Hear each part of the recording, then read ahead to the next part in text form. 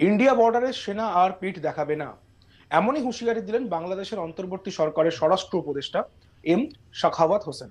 বাংলাদেশে হাসিনা সরকারের পতন হয়, এরপরই অন্তর্বর্তী উপদেষ্টা মন্ত্রক গঠন করে বাংলাদেশের পক্ষ থেকে, যার নেতৃত্ব দেন মোহাম্মদ ইউনূস। কিন্তু এই জায়গায় আসিফ নজরুল থেকে শুরু করে আমাদের সাখাওয়াত হোসেন প্রত্যেকের কাছেই একটা ভারত বিরোধী সুর আমরা কিন্তু লক্ষ্য। अस्सलाम वालेकुम व्यूअर्स, मैं हूं एहसान खान और आप देख रहे हैं यूट्यूब चैनल एहसान रिएक्शन विद एहसान।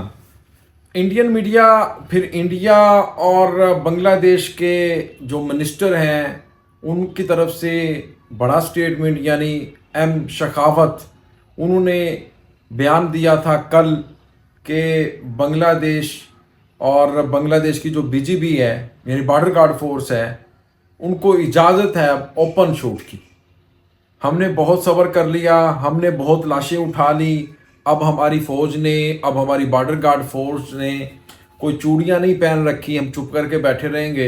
यानी बीएसएफ वाले हमारे लोगों के ऊपर फायर करते रहे, मारते रहे। कभी स्मगलर कहते हैं, कभी चोर कहते हैं, कभी कुछ कहते हैं, कभी कुछ, और सीधा फायर मार देते हैं। हम लाशें उठा उठा के थक चुके हैं 15 सालों से, जब से शेख हसीना की हुकूमत रही है।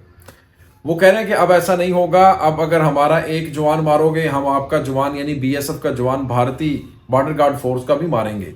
अब ये बयान आने की देर थी तो फिर सीख पा हो गया, गुस्से में आ गया इंडिया की हुकूमत, इंडियन जो मीडिया है, स्पेशली जो गोदी मीडिया है, वेस्ट बंगाल मीडिया है, उनकी तरफ से कहना है कि देखें ये जो बॉर्डर है ना बांग्लादेश और भारत का, ये बड़ा कॉम्प्लेक्स किस्म का बॉर्डर है। कई जगह पर तो फेंसिंग भी नहीं है, और फिर लोगों को पता भी नहीं चलता कि हम किस जगह पर इस वक्त घूम रहे हैं। यानी जो वहाँ के फार्मर हैं, लोकल है ना, क्योंकि वो जहाँ उनके खेत हैं, वो अपने जो चारा डालते डालते उनको, उनके जो उनके मवेशी जो होते हैं, उनको पता ही नहीं चलता हम किस साइड पे चले गए हैं। अब देखें जो फार्मर्स हैं वो कभी उस साइड पे चले जाते हैं, कभी इस साइड पे, यानी भारत वाली साइड पर बांग्लादेशी चले जाते थे पहले, फिर उनको मार दिया जाता था। लेकिन इंडियन आ जाते थे बांग्लादेश वाली साइड पर, ये बेचारे कुछ भी नहीं कहते थे बांग्लादेशी। अब वो कह रहे हैं कि ऐसा नहीं होना चाहिए क्योंकि कुछ पता ही नहीं चलता, ऐसा ऑर्डर नहीं देना चाहिए, ये एंटी भारत हुकूमत है बांग्लादेश की, इसलिए ये इस तरह का हुक्म दे रहे हैं।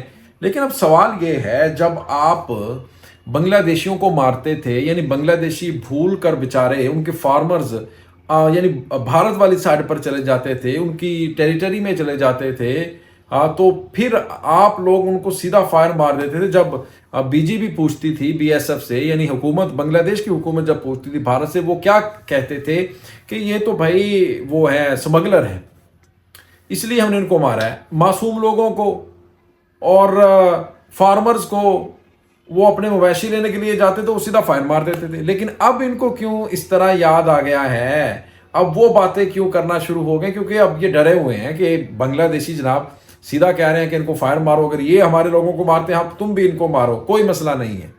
इसलिए ये जनाब अब इस तरह की बातें कर रहे हैं। ये वीडियो देखते हैं। वीडियो देखने से पहले चैनल को सब्सक्राइब कर लें और बेल आइकन भी प्रेस कर दें। 3 2 1 एंड क्यू।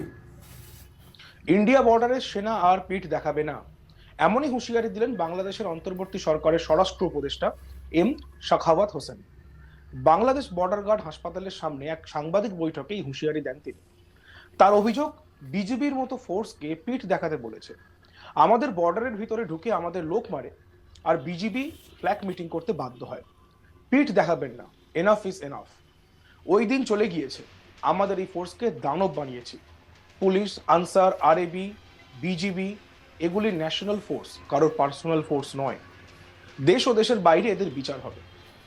আমার হাতে পড়লে আমি তাদেরকে জেলে পুরব। যারা পুলিশকে দানব বানিয়েছে সেই সংক্রান্ত কিছু তথ্য এসেছে আমার হাতে। স্বরাষ্ট্র মন্ত্রকের উপদেষ্টা বলেন, এই পার্টি ফ্যাসিস্ট পার্টির থেকেও খারাপ। তার নিশানায় যে আওয়ামী লীগ পার্টি, সেটার বলার অপেক্ষা রাখে না। বাংলাদেশে হাসিনা সরকারের পতন হয়, এরপরই অন্তর্বর্তী উপদেষ্টা মন্ত্রক গঠন করে বাংলাদেশের পক্ষ থেকে, যার নেতৃত্ব দেন মোহাম্মদ ইউনূস। কিন্তু এই জায়গায় আসিফ নজরুল থেকে শুরু করে আমাদের সাখাওয়াত হোসেন প্রত্যেকের কাছেই একটা ভারত বিরোধী সুর আমরা কিন্তু লক্ষ্য করতে পারছি। আমরা যদি দেখি যে বিজিবি, বর্ডার গার্ড বাংলাদেশ, ঠিক তেমনই ভারতের BSF, border security force. Bharat বাংলাদেশের সীমানা এতটাই কঠিন এবং জটিল, যে কারণে কিন্তু অনেক সময় ভুল বোঝাবুঝি হয়। ফলে এপারের মানুষ ওপারে বা চাষ করতে যাওয়া বা এতটাই কানেকশন বা কোনো কোনো ক্ষেত্রে জলসীমা এতটাই কঠিন যেখানে কিন্তু বোঝা খুব শক্ত হয়ে যায়। ফলে কোনো কোনো ক্ষেত্রে হয়তো বিএসএফ এর সঙ্গে বিজেপির ফ্ল্যাগ মিটিং করতে হতো।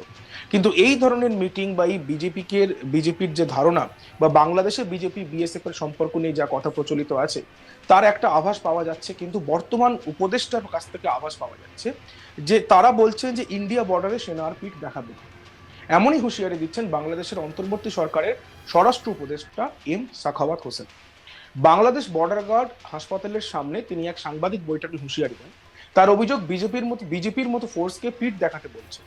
আমাদের বর্ডারের ভিতরে ঢুকে আমাদের লোক মারে আর বিজেপি ফ্ল্যাগ মিটিং করতে বাধ্য হয়। পিঠ দেখাবেন না, এনাফ ইজ এনাফ। ওই দিন চলে গিয়েছে।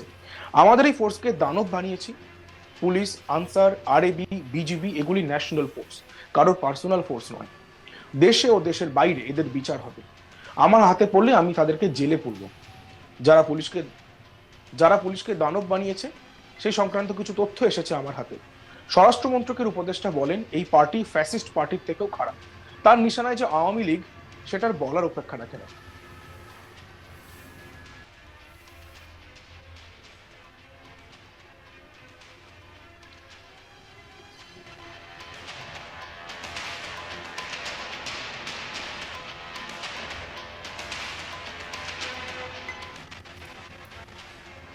দেখতে থাকুন আজ तक বাংলা, সাবস্ক্রাইব করতে ভুলবেন না। बस आपने ये वीडियो देखी है और इंडियन मीडिया की जो अकल है उठकाने आ गई है और भारतीयों की जो मंजी ठोकी है वो किसने? बांग्लादेशियों ने। बांग्लादेश की जो स्टूडेंट्स की हुकूमत आई है उन्होंने। और मैं समझता हूँ कि डॉक्टर यूनुस के नीचे जो काम कर रही है ना ये हुकूमत, 16 रुकनी जो काबीना है यानी उनके जो मिनिस्टर्स हैं, आप देखें उसमें आसिफ नजूर, प्रोफेसर आसिफ नजूर ढाका यूनिवर्सिटी के जो प्रोफेसर हैं, बड़े काबिल लोग लेकर आए हैं। फिर हैं मोहम्मद शराफत हैं, शखावत हैं, इस तरह के लोग लेकर आए हैं। वो बड़े टैलेंटेड लोग हैं, डरने वाले नहीं हैं। जो दिल में बात है वो उनके मुंह में भी बात है। बड़े ब्रेव किस्म के ये लोग हैं, इनको हुकूमत में बैठाया। वो कहते हैं कि हमने अब बांग्लादेश को भारत के डोमिनेंस से बाहर लेकर आना है। ये बड़ा स्टेटमेंट है, छोटा नहीं है। आपका व्यूअर्स इसके बारे में क्या कहना है बताइएगा कमेंट सेक्शन में। मिलेंगे नेक्स्ट वीडियो में, तब तक के लिए अल्लाह हाफिज़।